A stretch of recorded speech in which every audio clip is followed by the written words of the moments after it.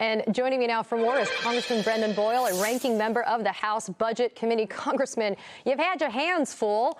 Ultimately, though, all of the House Democrats voted in favor of the final spending deal. But I got to ask, because this is a perennial evergreen question, why does America always end up having to look to the Democrats to be the adults in the room to save the government's funding?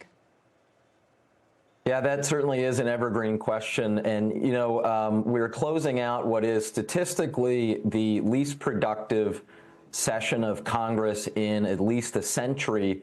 It's a session of Congress that began when the Republicans took 4 days and 15 votes just to elect their own leader at the time, Kevin McCarthy, Speaker. And I think we should have learned then that was going to be a real sign of what this Congress was going to be like. And unfortunately, I don't see any signs for it getting better starting in January 3rd, because unfortunately, Republicans still have a very narrow control. We know it will not improve and actually get to a normal functioning place until Democrats take the majority in the House. You know, Congressman, Trump tried to strong-arm a debt ceiling deal into that version of the bill that failed. But Republicans, we know, they've basically told us they're promising to slash more than $2 trillion in government spending and add a debt hike into a reconciliation package next year. But in order to do that, to cut the $2 trillion, they're not going to be able to do that without putting a torch to things like Social Security and Medicare. They're already calling to raise the retirement age for Social Security and to restructure Medicare. That's correct. If they're going to, and apparently there was a slide that was presented during the House Republican-only meeting yesterday afternoon that showed right up on the wall what they were planning to do, at least $1.5 trillion worth of cuts to Social Security, Medicare, Medicaid, veterans benefits, and a few other areas.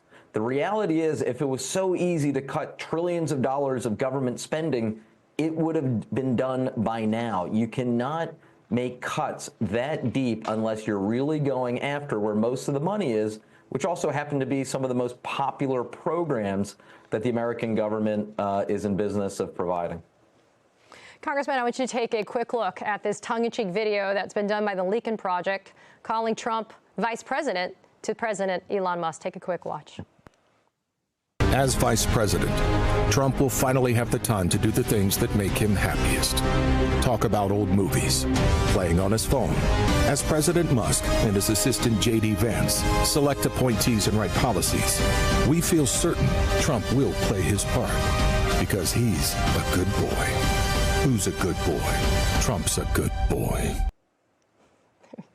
Congressman, it may be tongue-in-cheek, but look, Elon Musk, not Donald Trump, seem to be leading the GOP messaging on the bill this week, even with some members of Congress calling for Musk to become the Speaker of the new Congress. So, Congressman Boyle, who's the boss here?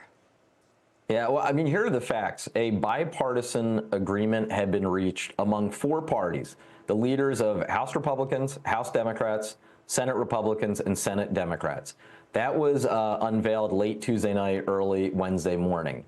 And then Elon Musk took to his social media platform, I still call it Twitter, he took to that platform, and over the course of about 5 or 6 hours, he sent tweet after tweet after tweet and intimidated Speaker Mike Johnson and House Republicans into pulling the bill.